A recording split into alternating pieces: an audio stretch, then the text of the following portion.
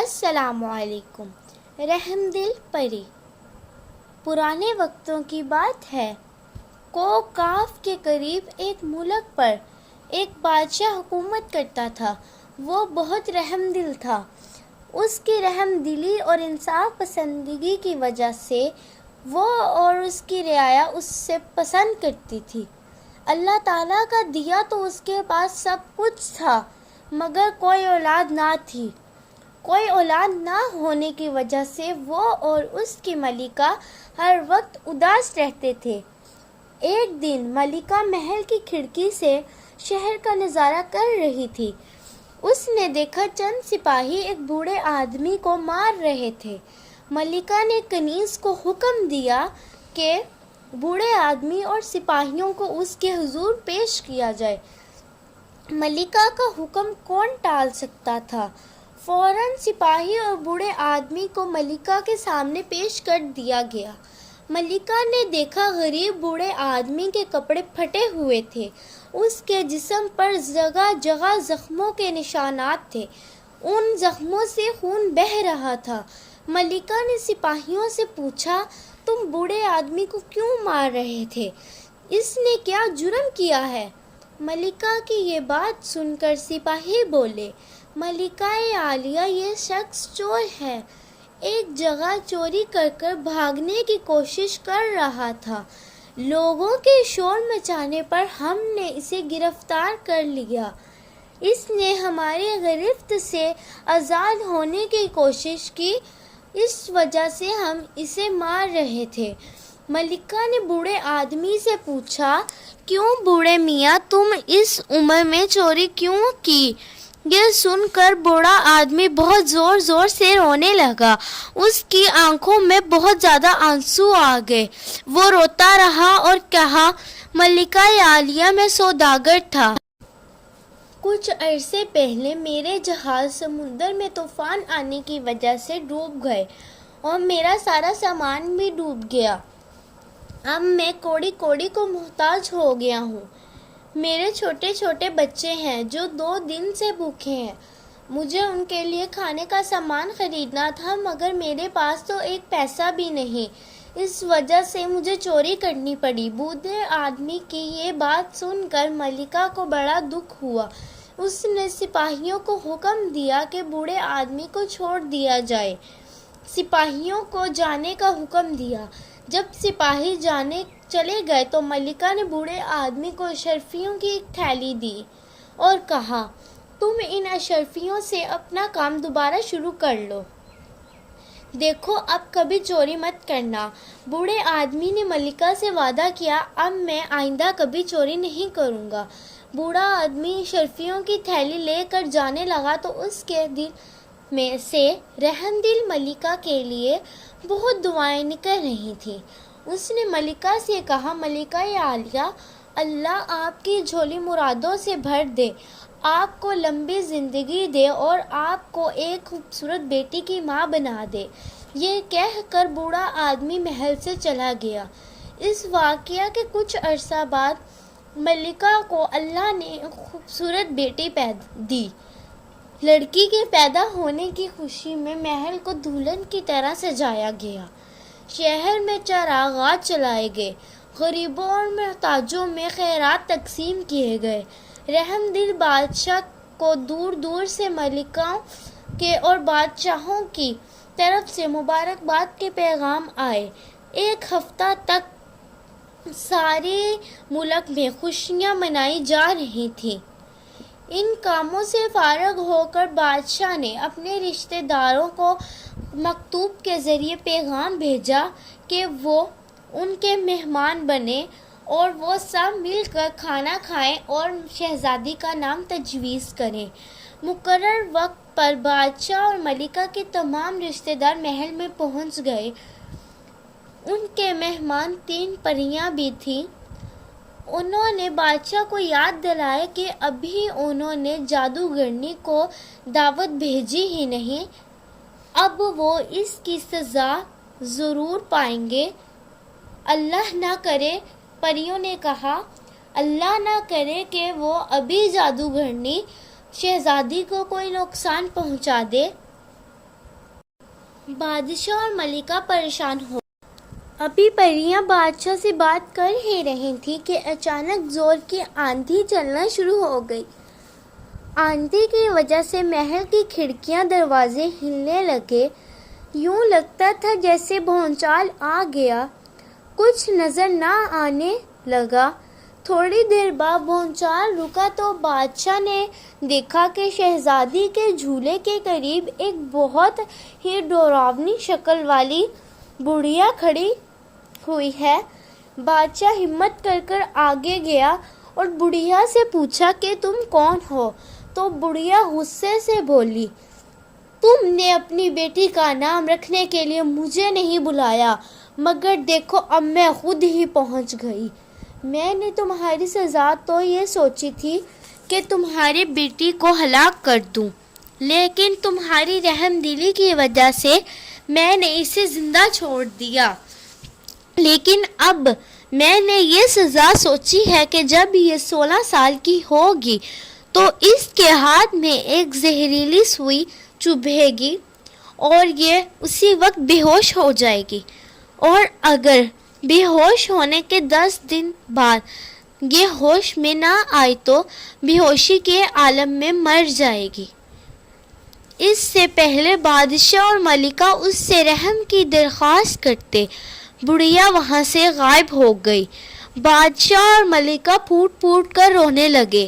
بادشاہ اور ملکہ بڑھیا کی باتیں سن کر بہت زیادہ پریشان ہو گئے۔ اتنے میں پریاں ان کے قریب آئیں اور انہیں چپ ہونے کے لیے کہا۔ پریاں نے بادشاہ اور ملکہ کو تسلی دی اور کہا، پریشان ہونے کی ضرورت نہیں، انشاءاللہ شہزادی زندہ رہیں گی، مگر ان کا نام شہزادی ماہ رکھنا ہوگا۔ ہم 1 ماہ بعد آئیں گے اور آپ کو آنے والے حالات کے بارے میں آگاہ کریں گے کہ شہزادی کا آگے مستقبل کیا ہوگا۔ یہ کہنے کے بعد پریاں چلے گئی۔ پریوں کے جانے کے بعد بادشاہ نے دربار کے نجومیوں کو بلایا اور ان سے کہا کہ شہزادی کے مستقبل کے بارے میں پتہ چلائیں کہ ان کے مستقبل میں آگے کیا ہونے والا ہے، کیونکہ نجومی بہت پہنچے ہوئے تھے۔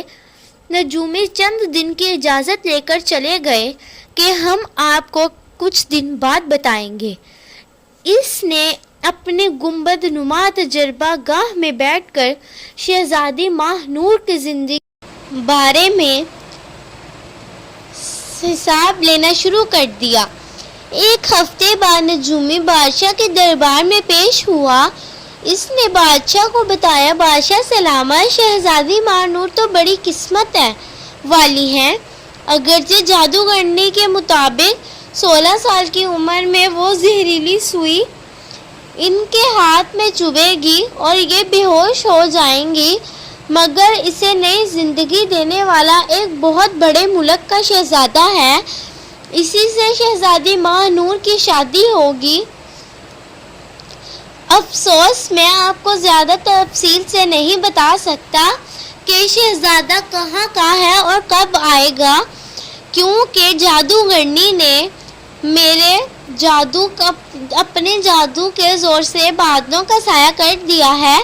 اب میری دوربین کام نہیں کر رہی جن سے میں ستاروں کی گردش پتہ چلاتا ہوں۔ بادشاہ یہ بات سن کر خاموش ہو گیا۔ 1 ماہ بعد پریاں بادشاہ کے محل میں دوبارہ پہنچی۔ انہوں نے ملکہ اور بادشاہ کو بتایا کہ شہزادی ماہ کو ہوش میں لانے والا شہزادہ مغرب کے کسی ملک سے آئے گا، اس کا نام شاہ زیب ہوگا، ہم نے اس کا پتہ چلا لیا ہے۔ آپ کو شہزادے کے لیے اب فکر مند ہونے کی ضرورت نہیں۔ یہ کہہ کر پریاں واپس چلے گئیں۔ وقت گزرتا گیا، شہزادی جوان ہوتی گئی۔ ملکہ اور بادشاہ یہ بھول گئے کہ شہزادی کے لیے منحوس سال قریب آتا جا رہا ہے۔ شہزادی بھی بڑی خوشی سے اپنی یہ زندگی بسر کر رہی تھی۔ ایک دن شہزادی ماہ باغ میں گئی۔ اس نے مالن کو ہار پہناتے دیکھا۔ اس نے مالن سے کہا، لاؤ سوئی ہمیں دکھاؤ، ہم بھی ہار بنائیں گے۔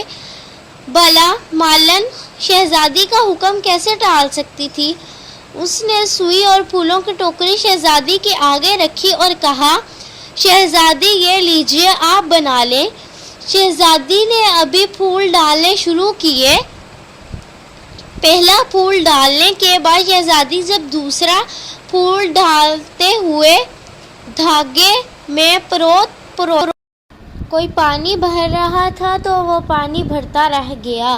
بادشاہ قلم منہ میں لے کر خاموش ہو گیا۔ ملکہ آنکھوں میں آنسو بھرے بھرے رہ گئی۔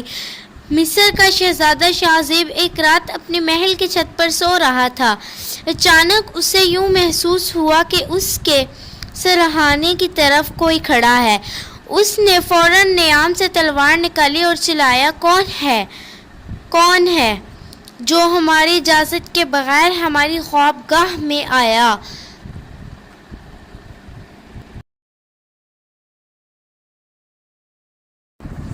اچانک خوابگاہ کی شمع خود بخود جل اٹھی۔ اس نے دیکھا کہ اس کے سرہانے ایک خوبصورت پری کھڑی ہے۔ اس کے ذہن میں زور ڈالا تو اسے یاد آ گیا۔ اس نے پوچھا، اگر میں بھولا نہیں تو آپ نیلم پری ہیں؟ تم نے مجھے پیلا گلاب لا کر دیا تھا جس کی پنکھڑیاں کھا کر میرے والد صحت مند ہو گئے۔ شہزادے کی یہ بات سن کر پری بولی، ہاں شہزادے، میں نیلم پری ہوں۔ تم نے مجھ سے وعدہ کیا تھا کہ اگر میں تمہیں پیلا گلاب لا کر دوں تو تم میرا ایک کام کرو گے۔ کیا تمہیں اپنا وعدہ یاد ہے؟ پری کی یہ بات سن کر شہزادہ بولا، نیک دل پری، شہزادہ اپنا وعدہ کبھی نہیں بھولتا۔ میں اپنی جان پر کھیل کر تمہارا ہر کام کروں گا۔ تم ایک مرتبہ کام کہہ کر تو دیکھو۔ پری نے شہزادہ شاہ زیب سے کہا، میرا کام نہایت معمولی ہے، تھوڑی ہی جرأت کی ضرورت ہے۔ شہزادے نے پری کی بات کاٹتے ہوئے کہا، تم مجھے بتاؤ تو صحیح مجھے تمہارے لیے کیا کرنا ہے، پھر میں جانوں اور میرا کام کیا ہے۔ پری کہنے لگی، میرے پیارے شہزادے، تمہارے ملک کے شمال مغرب میں ایک بہت بڑی جنگل ہے۔ اس جنگل میں پرانے درخت کی کوہ میں ایک خفیہ راستہ ہے جو ابھی جادوگرنی میں جا کر کھلتا ہے۔ یہاں کے ظالم جادوگرنی نے ایک خوبصورت شہزادی کو 3 دن سے بے ہوش کر رکھا ہے۔ اگر وہ 10 دن تک ہوش میں نہ آئی تو وہ مر جائے گی۔ اگر کسی طرح ابھی جادوگرنی کو مار دیا جائے تو شہزادی دوبارہ ہوش میں آ جائے گی۔ چونکہ تم ایک بہادر اور نیک دل شہزادے ہو، اسی لیے میں نے سوچا کہ تم میرے بہت کام آؤ گے۔ ویسے یہ میرا وعدہ ہے کہ اگر تم ابھی جادوگرنی کو ہلاک کرنے اور شہزادوں کو ہوش میں لانے میں کامیاب ہو گئے تو میں تمہاری شہزادی ماں نور سے کر دی جائے گی، جو دنیا کی حسین ترین لڑکی ہے۔ اس سے زیادہ خوبصورت لڑکی اس وقت کوہ کاف میں بھی نہیں۔ نیلم پری کی یہ بات سن کر شہزادہ شاہ زیب غصے سے بولا، ذرا تم مجھے بتاؤ تو صحیح، جادوگرنی کو کیسے ہلاک کیا جا سکتا ہے؟ میرا دل ظالم جادوگرنی سے انتقام لینے کے لیے بے چین ہے۔ بھلا وہ کون ہوتی ہے جو ایک معصوم لڑکی کو تنگ کرے؟ شہزادہ ذرا صبر سے کام لو، تم نے وعدہ کر لیا ہے تو اب میں تمہیں تفصیل سے بتاؤں گی کہ جادوگرنی کو کیسے ہلاک کیا جا سکتا ہے۔ ویسے بھی ہلاکت کا ابھی کیا وقت نہیں آیا، میں چند دنوں بعد دوبارہ آؤں گی، تب میں تمہیں بتاؤں گی تمہیں کیا کرنا ہے۔ اچھا، خدا حافظ۔ اتنا کہہ کر پری نے اپنے پر پھیلائے اور وہ ہوا میں اڑتی ہوئی آنکھوں سے اوجھل ہو گئی۔ وعدے کے مطابق نیلم پری جب دوبارہ شہزادے شاہزیب کو ملی تو اس نے شہزادے کو ایک بانسری دیتے ہوئے کہا، بہادر شہزادے، جب تم درخت کی کھوہ میں داخل ہو گئے تو تمہیں انتہائی خوفناک اور ڈراؤنی آوازیں سنائی دیں گی۔ تم بے خوف اور خطرہ اس راہ پر سیدھے آگے کی طرف بڑھتے چلے جانا۔ جب تم 1 میل کا فاصلہ طے کر لو تو تمہیں ایک درخت کے ارد گرد بہت سے سانپ رینگتے ہوئے دکھائی دیں گے۔ اس جگہ تم اس بانسری سے کام لینا۔ بانسری بجاتے ہی سارے سانپ مدہوش ہو جائیں گے۔ اس درخت پر ایک پنجرے میں نیلے رنگ کے طوطا بند ہوگا۔ تم پنجرے میں سے طوطا نکال کر اس کے بائیں ٹانگ مروڑ دینا۔ ابھی جادوگرنی اپنی ٹانگ پکڑے تمہارے پاس پہنچ جائے گی اور تمہیں خوف زدہ کر کے طوطا حاصل کرنے کی کوشش کرے گی، مگر خبردار تم اسے طوطا کسی قیمت پر نہ دینا، بلکہ اس کے سامنے طوطے کی گردن مروڑ دینا۔ طوطا مرتے ہی ابھی جادوگرنی بھی مر جائے گی۔ اس کا طلسم تباہ ہو جائے گا اور شہزادی ماں نور بھی ہوش میں آ جائیں گی، مگر وہ نیند سے اس وقت بیدار ہوں گی جب تم ان کا نام لے کر پکارو گے۔ شہزادی نے پری سے پوچھا، رحم دل پری، یہ تو بتا دو کہ میں شہزادی ماہ نور تک کیسے پہنچوں گا؟ شہزادے کی یہ بات سن کر پری بولی، جب جادوگرنی تباہ ہو جائے گی تو وہاں ریگستان رہ جائے گا۔ تم ریگستان کو شمال طرف سے پار کرو گے تو تمہیں چند میل کے فاصلے پر ایک محل نظر آئے گا۔ اس کی ہر شہ پر نیت تاری ہوگی۔ جب تم محل میں داخل ہوگے تو شہزادی ماہ نور کی خوابگاہ کا راستہ تمہیں معلوم ہو جائے گا۔ تم ماہ نور کو آواز دو گے تو وہ نیند سے بیدار ہو جائے گی۔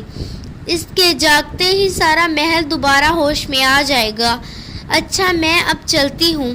تم پیر کے دن سفر پر روانہ ہو جانا۔ کسی بھی مشکل کے وقت میں مجھے قریب پاؤ گے۔ پیر کے روز صبح سفیرے شہزادے نے اپنے والد سے اجازت لی اور وہ اپنے گھوڑے پر شمال مغرب کی طرف روانہ ہو گیا۔ مسلسل 6 فٹ کے سفر طے کر کے شہزادہ ایک ایسے جنگل میں پہنچ گیا جیسے چاروں طرف سے بڑی بڑی تنوں اور لمبی شاخوں والے درختوں نے ڈھانپ رکھا تھا۔ درخت اتنے گھنے تھے کہ سورج کی روشنی بھی وہاں تک پہنچ نہیں پا رہی تھی۔ شہزادے نے جنگل میں پہنچتے ہی سب سے پہلے پرانے درخت کی تلاش شروع کر دی اور بالآخر ایک ایسے درخت۔ اس بورڈ کو پڑھ کر شہزادہ 1 منٹ کے لیے رکا، پھر اس نے اپنے وفادار گھوڑے کو تبکی دی۔ غازی مراد ظالم کا مقابلہ کرنے کے لیے تیار ہو گیا۔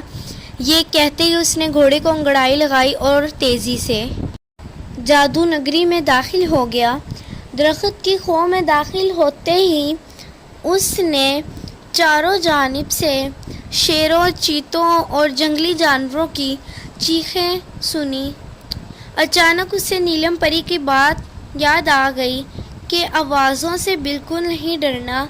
نیلم پری کا خیال آتے ہی اس نے گھوڑے کو تبکی دیتے ہوئے کہا، پیارے ساتھی، ان آوازوں سے کیا ڈرنا، یہ تو تمام نکلی ہیں۔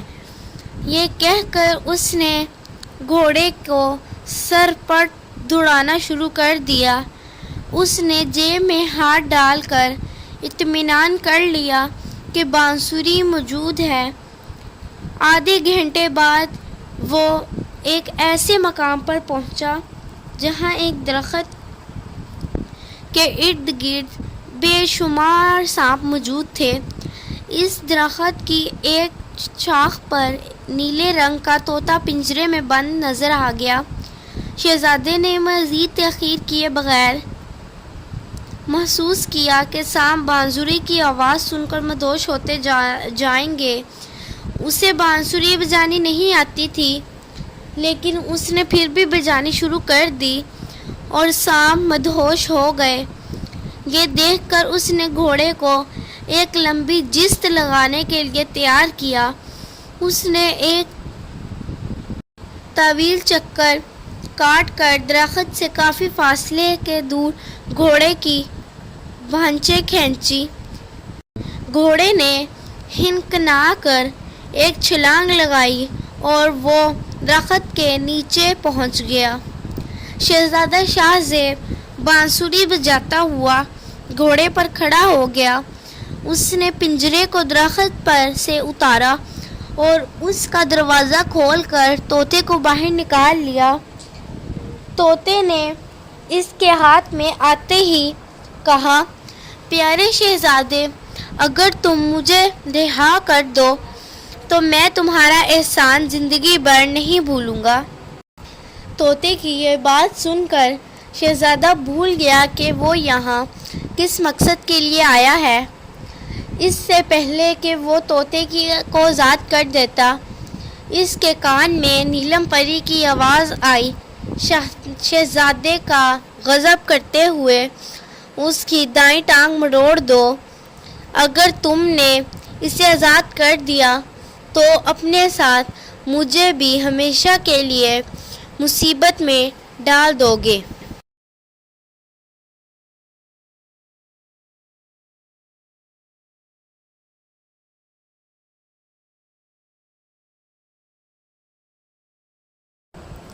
نیلم پری کی آواز سنتے ہی شہزادے نے طوطے کی دائیں ٹانگ مروڑ دی۔